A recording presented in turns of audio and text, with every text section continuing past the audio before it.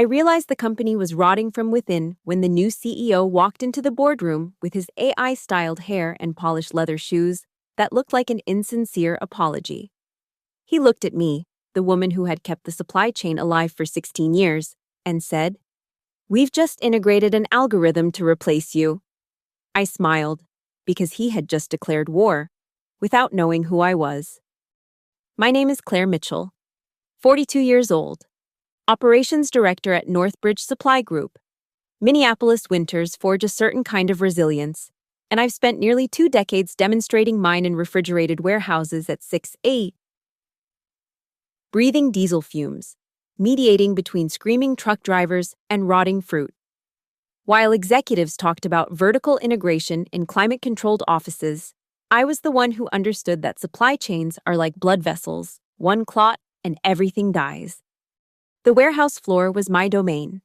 The constant beeping of forklifts, the symphony of loading dock doors, and the steady stream of profanity from drivers who've been on the road for 14 hours straight. All of it was home to me. 16 years I'd spent building relationships with suppliers across 12 states, memorizing their birthdays, their kids' names, their coffee preferences. I knew which truck drivers would only pick up loads if you brought them their favorite donuts, which warehouse in Des Moines would only work efficiently if you played country music at exactly 10:47 a BCEs, and which suppliers needed payment exactly 3 days early to avoid their own cash flow crisis. So when Bryce Lennox strode into our Monday morning operations meeting, I immediately clocked the expensive watch, the meticulously styled hair, and the shoes that probably cost more than my monthly mortgage payment. At 34, he'd been appointed CEO 6 months ago with a mandate to digitally transform our operations. The board had brought him in from some tech company in Seattle, impressed by his buzzwords and promises of algorithmic efficiency. Behind him followed Tyler Watson, a 26-year-old MBA with carefully cultivated stubble and an eagerness that reminded me of a Labrador retriever that hadn't been housebroken yet. "Claire," Bryce began, settling into the chair at the head of the table, my chair, where I'd sat for 9 years running these meetings. "Tyler's been analyzing our logistics operations, and we've made some exciting discoveries." I noticed he didn't say good morning. No one who respects supply chain professionals starts important conversations at 7 without acknowledging the ungodly hour. Tyler tapped on his tablet, and a graph appeared on the wall screen. "We've been mapping your routing decisions against an algorithmic model," he said, not looking at me, but at Bryce. "And we found inefficiencies." The graph showed 2 lines, one jagged blue line labeled Current Operations, and one smooth red line labeled Algorithm Optimized Routes. The algorithm predicts a 4.2% reduction in fuel costs. Tyler continued, finally glancing at me with a smile that held a blend of triumph and condescension. "Plus reduced delivery times and better inventory management." I nodded, keeping my face neutral. I'd seen this coming 3 months ago when they hired the consultants. I'd prepared for it like I prepare for Minnesota blizzards, methodically and with plenty of emergency supplies. "So what does this mean for my team?" I asked, already knowing the answer. Bryce leaned forward, adopting what I assume he thought was a compassionate expression. "Claire, you've been an invaluable part of Northbridge's growth, but as we restructure for a more data-driven approach, we'll be transitioning your role." "You mean eliminating it?" I said flatly. "Optimizing," Tyler corrected quickly. "The new logistics management system will handle routing, scheduling, and supplier communications. We'll still need humans to implement, just fewer." I noticed he didn't specify which humans. My team of 8 built over years, each with specialized knowledge of our supply network, reduced to algorithm monitors. "When?" I asked. "We'll begin integration next week," Bryce said, sliding a folder across the table. "We've prepared a generous separation package, 3 months severance, health coverage through the end of the quarter. We'd like you to help with the transition for the next 2 weeks, documenting your processes for Tyler's team. 16 years, holidays missed, birthdays celebrated in truck stops, midnight calls from stranded drivers. all reduced to 2 weeks of knowledge transfer and a digital handoff. I smiled, picked up the folder without opening it, and stood up. I'll prepare transition notes right away. Bryce looked relieved. He'd expected tears, perhaps, or anger. I gave him neither. I'd save those for my car later. Great, he said, standing as well. Tyler will set up time with you this afternoon to begin the documentation process. I nodded and walked out, my mind already executing the contingency plan I'd started developing 93 days ago when the first consultants arrived asking suspiciously specific questions about my decision-making processes. Back in my office, I opened a new document and titled it Northbridge Supply Chain Critical Process Documentation. For the next 4 hours, I filled it with information. Some of it was accurate, the basic workflow structures, the names of key contacts, but I carefully omitted the crucial details, the human elements that made our supply chain work. I didn't mention that Frank, our biggest produce supplier in Wisconsin, only negotiated with women because his ex-wife had taken his business for millions, and he'd developed trust issues with male executives.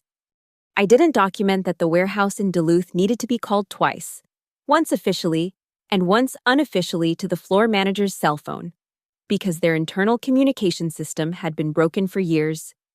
I didn't explain that 3 of our largest customers had specifically requested to work with me by name in their contracts, a clause buried so deep in the legal language that our own legal team had missed it. Instead, I created a document that looked impressive, filled with flowcharts, data points, and official processes that would make perfect sense to an algorithm and fail spectacularly in the real world of human logistics. At 2 p.m., Tyler knocked on my office door, tablet in hand. "Ready to start the knowledge transfer?" he asked, sitting down without waiting for an invitation. "Actually, I've already prepared comprehensive documentation," I said, sending the file to his email with a click. "I've been maintaining process documentation as part of my role for years." His eyes widened slightly, impressed despite himself. "Oh, that's efficient." 16 years of efficiency, I replied with a smile. "I've also prepared a transition timeline and identified potential risk areas." I sent a second document, this one detailing various scenarios that might arise during the transition. Each scenario included complex, jargon-heavy solutions that would lead the new system deeper into chaos. "This is great," Tyler said, scrolling through the documents. "The algorithm needs historical data to make accurate predictions. Would you mind walking me through how you've been making routing decisions?" "Of course," I said, pulling up our routing software. For the next hour, I demonstrated a completely fabricated decision-making process, emphasizing factors the algorithm would prioritize: fuel costs, distance, traffic patterns, while deliberately omitting the human factors that actually determine success or failure in our industry. "Amazing," Tyler said, taking notes on his tablet. "The algorithm will optimize these variables much more efficiently." "I'm sure it will." I agreed. What I didn't say: an algorithm couldn't understand that Route 37 flooded every spring, regardless of what weather forecasts predicted. It wouldn't know that certain drivers refused to take certain routes after dark because of personal superstitions. It couldn't comprehend that some relationships required face-to-face maintenance to prevent catastrophic failure. After Tyler left, satisfied with his data collection, I sent an email to myself with the subject line, Protocol Storm Delay Plan A, containing only the words Initiate Contingency and a countdown timer set for 14 days, the length of my transition period. Anyone monitoring my communications would see what looked like standard business continuity planning. Only I knew it was the start of my counteroffensive. That evening, sitting in my car in the empty parking lot, I pulled out my personal phone and opened my contacts. I scrolled through the list of 29 suppliers I'd built personal relationships with over the years, people who trusted me, not Northbridge Supply Group. I began sending short text messages, carefully worded. "Changes coming at NSG. Hold off on any new commitments for a few days, please." Within minutes, responses started arriving. "What's happening? Claire, are you okay?" They finally doing that restructuring you warned about? If you're leaving, we need to talk. I didn't respond to any of them yet. Let them worry. Let them wonder. Suppliers hated uncertainty more than anything. It would make them cautious with Northbridge, reluctant to commit to new deliveries or schedules until they heard from me. At home, I opened my laptop and created a new Google Doc titled Alternative Offers. In it, I listed the companies that had tried to recruit me over the years. At the top of the list, Stratosphere Freight Systems, Northbridge's largest competitor. Their COO had been after me for years, impressed by how I'd built Northbridge's supply network into the regional powerhouse it had become. I drafted a simple email to Sandra Martinez, Stratosphere's COO. Considering a move, 29 suppliers ready to follow. Current company just replaced me with an algorithm. Interested? I hit send, closed my laptop, and poured myself a glass of wine. By morning, the first tremors of the earthquake I'd just triggered would begin to register. Sandra's response arrived at 5:42 a.m. before I'd even poured my first cup of coffee. Call me 612-557-890, available all day. I smiled, took a shower, dressed in my sharpest suit, and drove to a coffee shop 3 towns over, well away from any Northbridge employees who might recognize me. At precisely 9 gray, I called Sandra. "Claire," she answered immediately. "Tell me what happened." I explained the situation briefly, the new CEO, the algorithm, the transition plan. "Their loss," Sandra said when I finished. "Our gain, potentially? What exactly are you proposing?" I bring my supply network connections, my knowledge of the regional logistics landscape, and my team, at least the ones worth saving. You give me the resources to build something better than what Northbridge has. And these 29 suppliers, they'll follow you? They'll at least pause their Northbridge relationships long enough to cause significant disruption. Most will follow completely if the terms are right. Sandra was silent for a moment, calculating. We'd need to move fast, before Northbridge realizes what's happening. That's why I called today. Their algorithm goes live in 2 weeks. The chaos will start immediately, but they won't understand why for at least another week. So we have 3 weeks to build a competing operation from scratch, 2 weeks to prepare, 1 week to execute while they're still figuring out what's wrong. I corrected. I've been planning this for 3 months. I have everything we need. Another pause. Come to our offices at noon. Bring your plans, your contact list, and your salary requirements. We'll need to run this by legal, but I think we can make this work. After hanging up, I sent a single text message to my most trusted lieutenant at Northbridge, Maria Chen. The storm is coming. Keep your head down. I'll be in touch. Maria's response was immediate. Already updated my resume. The rest of the team? Not yet, I replied. Let's see what I can negotiate first. At Stratosphere's headquarters, a gleaming glass building in downtown Minneapolis, Sandra Martinez greeted me with a firm handshake and led me directly to a conference room where 3 other executives waited: the CEO, James Wilson, the legal counsel, Patricia Okafor, and the HR director, Robert Chang. Claire has a proposition, Sandra began without preamble, and a timeline. We need to move quickly if we want to take advantage. For the next 2 hours, I laid out my plan. I showed them maps of Northbridge's supply network, highlighted the vulnerabilities that would appear when their algorithm took over, and identified the key suppliers who would follow me. I presented a budget for a new division within Stratosphere, focused initially on capturing Northbridge's market share and eventually expanding beyond it. James, the CEO, asked the hardest questions. How do we know these suppliers will actually follow you? What prevents Northbridge from countering once they realize what's happening? I pulled out my phone and showed him the text messages I'd received overnight from suppliers, all expressing concern about the changes at Northbridge and asking for my guidance. These people trust me because I've spent 16 years proving I'm trustworthy. I explained. When their loads got stranded, I was the one who drove out at midnight to help find solutions. When their invoices got lost in accounting, I personally walked them through to payment. Northbridge thinks logistics is about algorithms and fuel efficiency. It's actually about relationships and trust. Patricia, the legal counsel, frowned. We need to be careful about non-compete clauses and trade secrets. What exactly does your contract with Northbridge prohibit? I smiled and pulled out another document. My original employment contract with Northbridge, signed 16 years ago and never updated. They never had me sign a new contract when I was promoted to operations director. This old one has a non-compete clause that only covers a 50-mile radius from our original headquarters, which moved 4 years ago. The new location isn't covered. And it expired after 5 years anyway. Patricia's eyebrows rose as she scanned the document. This is surprisingly favorable to you. But we still need to be careful about customer lists and proprietary information. Everything I'm bringing is in my head, I assured her.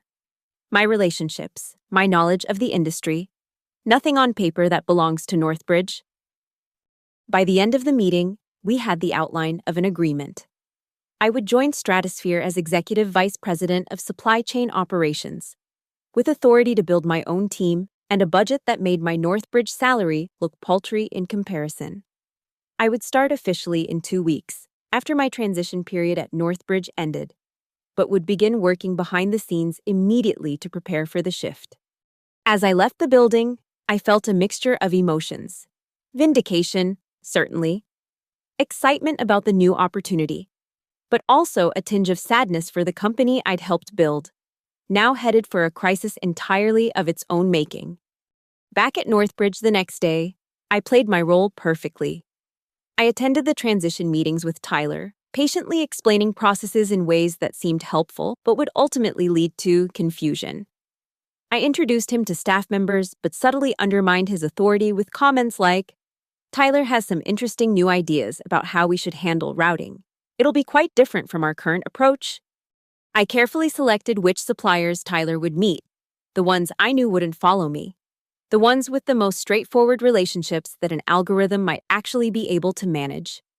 Meanwhile, I met with Sandra every evening to build our plan. We identified warehouse space Stratosphere could lease immediately. We drafted offers for the team members I wanted to bring over. We created a communication strategy for the suppliers who would form the backbone of our new operation. On Thursday of that week, the first sign appeared that my sabotage was working. Tyler burst into my office, his usually perfect hair slightly disheveled. "The algorithm is showing some inconsistencies in the test runs," he said, his voice tight. "It's generating routes that don't match your historical patterns at all." "Well, that's the point, isn't it?" I replied calmly. "It's supposed to find more efficient routes than I did." "Yes, but..." He frowned at his tablet. "It's routing deliveries through areas that don't make logical sense, like sending refrigerated goods on 3-hour detours through areas with no service stations." I shrugged. "Data anomalies, probably. The system will learn and improve, right?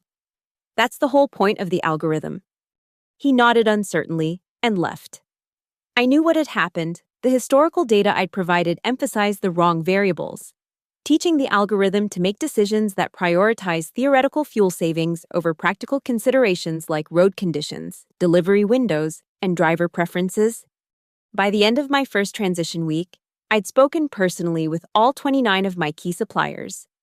I hadn't explicitly asked any of them to leave Northbridge. That would have crossed legal lines. But I had informed them that I would be taking a new position, and I had expressed concern about Northbridge's new automated approach. "I just worry about how the algorithm will handle the spring flooding on Route 37, I told Frank, the produce supplier from Wisconsin. "Or whether it will understand your preference for early morning pickups." "Algorithms don't bring donuts," Frank had replied gruffly. "And they don't help when my truck breaks down at 2 a.m. You let me know where you land, Claire. We'll need to have a conversation." The message was clear. These suppliers weren't loyal to Northbridge. They were loyal to me. And they were already preparing to follow wherever I led. On Monday of the second week, I began seeing the first real cracks in Tyler's confidence. He called an emergency meeting with the logistics team, including me. "We're seeing some discrepancies in supplier availability," he announced. projecting a chart that showed several key suppliers suddenly reporting limited capacity for Northbridge orders. Has anyone heard anything about capacity issues in the market? The team looked to me, as they always did. I adopted a thoughtful expression. It's an uncertain time in the industry. I offered vaguely. Fuel prices, labor shortages. Suppliers are being cautious with their commitments. Tyler frowned. But these are suppliers we've had stable relationships with for years. Why would they suddenly reduce capacity for us specifically? I shrugged. Relationships require maintenance. Maybe they're concerned about the changes they're hearing about. What changes? Tyler demanded. We haven't announced anything publicly about the new system. Supply chain is a small world, I said simply. People talk. After the meeting, Maria caught up with me in the hallway. It's starting, isn't it? She whispered. I nodded slightly. Keep your phone on this weekend. On Friday afternoon, my last official day at Northbridge, I cleared out my office while Tyler hovered anxiously nearby, asking last-minute questions about supplier contacts and routing exceptions. It's all in the documentation, I assured him repeatedly, knowing full well that the documentation was a masterpiece of misdirection. Bryce appeared as I was carrying my last box to the car. He looked uncomfortable, shifting his weight from one expensive shoe to the other. Claire, he began awkwardly, I want to thank you for your professionalism during this transition. The board and I appreciate your cooperation. I smiled. Of course, I've always done what's best for Northbridge. It wasn't technically a lie. For 16 years, I had done what was best for Northbridge.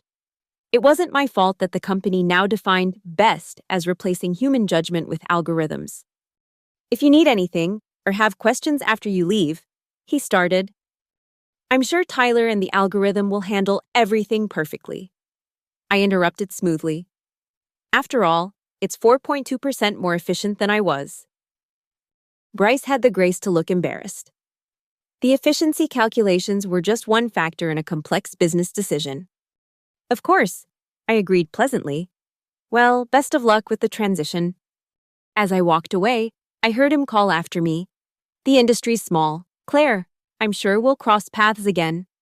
He had no idea how right he was, or how soon it would happen. Over the weekend, I worked nonstop with Sandra and her team at Stratosphere. We finalized offers for 5 key members of my Northbridge team, including Maria. We secured warehouse space in strategic locations around the region. We prepared welcome packages for the suppliers we hoped would follow me. On Sunday night, I sent one final text to my supplier network. Starting at Stratosphere Freight Systems tomorrow as EVP of Supply Chain Operations. Looking forward to continuing our conversations in my new role. Then I turned off my phone and went to bed, knowing that by morning, the earthquake would have begun. Monday dawned clear and cold, a perfect Minnesota spring day. I dressed carefully in a new suit, Stratosphere's corporate blue rather than Northbridge's burgundy, and drove to my new office. Sandra met me in the lobby, barely containing her excitement. It's already starting, she said as we rode the elevator. 3 of Northbridge's suppliers called this morning asking for meetings. They heard you'd joined us. In my new office, corner with a view of the river, I found a stack of messages and a phone that was already ringing. For the next several hours, I took calls from suppliers, explaining my new role and listening to their concerns about Northbridge's new automated system. By noon, I had tentative commitments from 12 suppliers to begin shifting volume to Stratosphere immediately. By the end of the day, that number had grown to 18.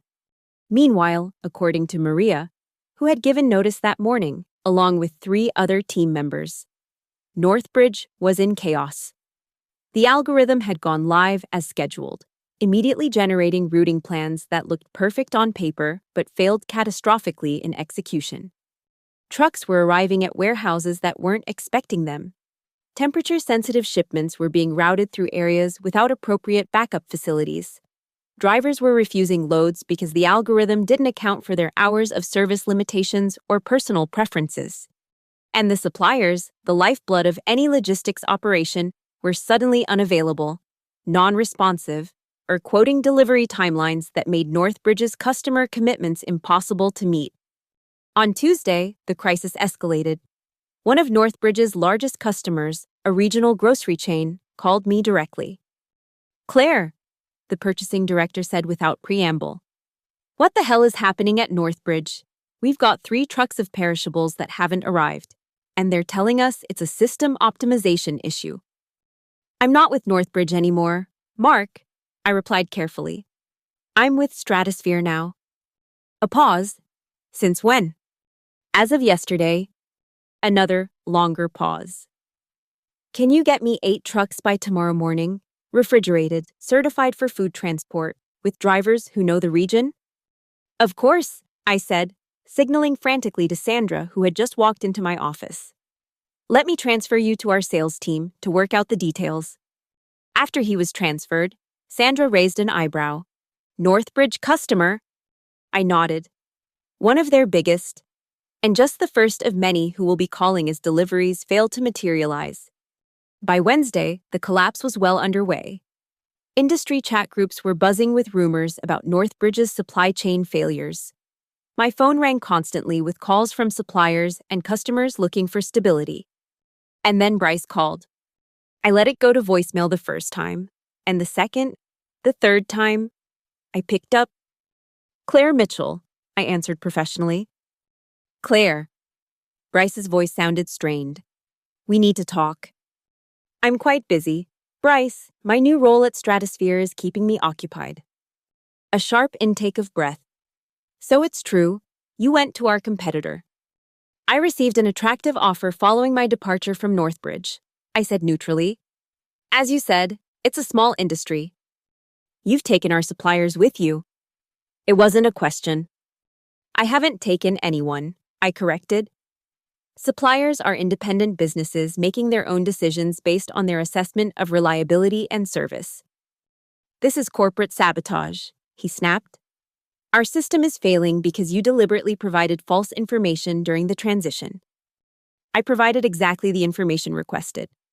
I replied calmly. "If the algorithm can't replicate 16 years of relationship building and industry knowledge, that's a limitation of artificial intelligence, not a failure on my part." "We're prepared to take legal action," he threatened. "On what grounds?" I asked. "I haven't violated any non-compete agreement. I haven't taken any proprietary documents. I've simply accepted a position with a company that values human expertise over algorithms."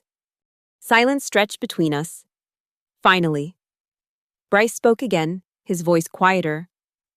"What would it take to bring you back? To fix this?" I almost laughed. "You think this is a negotiation?" "Bryce, you replaced me with an algorithm that you claimed was 4.2% more efficient. How's that efficiency looking now?"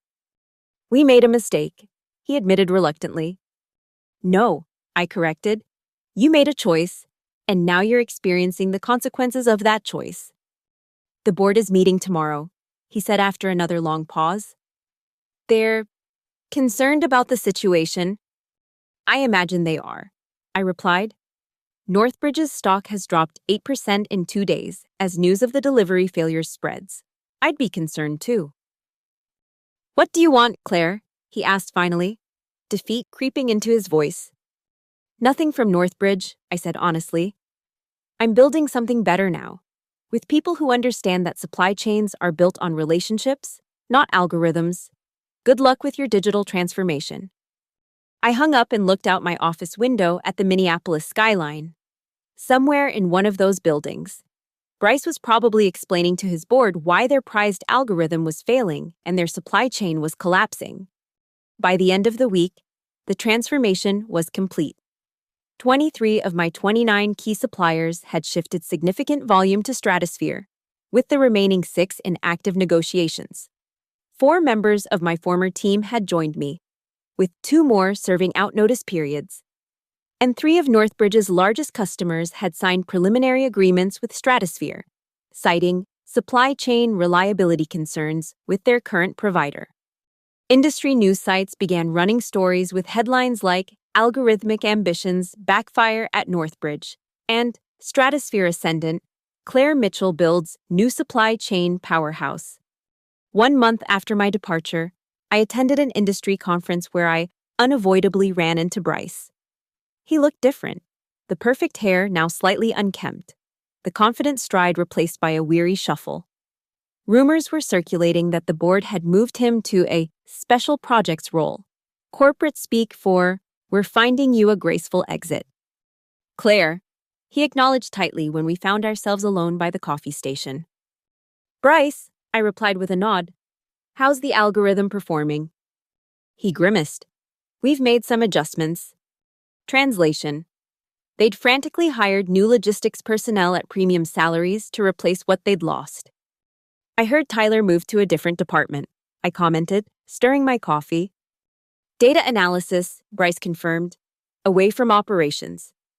We stood in uncomfortable silence for a moment. Finally, Bryce spoke again, his voice low. "For what it's worth, I miscalculated. I didn't understand what you brought to the role." I looked at him steadily. "No, you didn't. You saw numbers on a spreadsheet and thought that was the whole story. Supply chains aren't just about efficiency. Bryce, they're about resilience, relationships, and human judgment. Some things can't be algorithmically optimized." He nodded slowly. "Expensive lesson." "Very," I agreed. "Northbridge's market share is down 22%. Last I checked." He winced. 27, actually. "All to save 4.2% on fuel costs," I said, unable to resist the final twist of the knife. As I walked away, I felt no satisfaction in his defeat, only validation of what I had always known. In the rush to digitize, automate, and algorithmically optimize, companies too often forget the human elements that truly make systems work. They mistake data for wisdom, computation for judgment. 6 months later, Stratosphere's regional division, my division, had grown 46% and was expanding into new territories. My team had doubled in size. My supplier network had grown beyond the original 29 to encompass over 50 key relationships. And my customer base included former Northbridge loyalists, as well as entirely new accounts attracted by our reputation for reliability. Northbridge, meanwhile, had replaced their algorithm with a hybrid approach that relied heavily on human oversight, too late to recover many of the relationships they'd lost. Their stock had stabilized but remained well below its previous levels, and rumors of acquisition were swirling. On the anniversary of my departure, Sandra brought a cake to our management meeting. "To Claire," she toasted, "who taught us all that no algorithm can replace the right person in the right role." As my team applauded, I thought about the lesson Bryce and Northbridge had learned the hard way. In their pursuit of a 4.2% efficiency gain, they had forgotten a fundamental truth. Supply chains aren't just logistics systems, they're relationship networks. And relationships can't be optimized, automated, or algorithmically managed. They had fired me for an algorithm, not understanding that I was the algorithm, the human intelligence that made their system work. In replacing me, they had broken something they didn't know how to fix.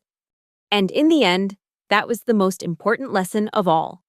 In business as in life, people matter, relationships matter, trust matters.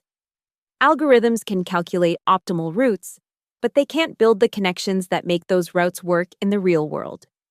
As I cut the cake and passed slices to my team, I smiled at the thought of Tyler, probably still running data analyses somewhere, trying to figure out where the algorithm had gone wrong. He would never find the answer in his spreadsheets and code.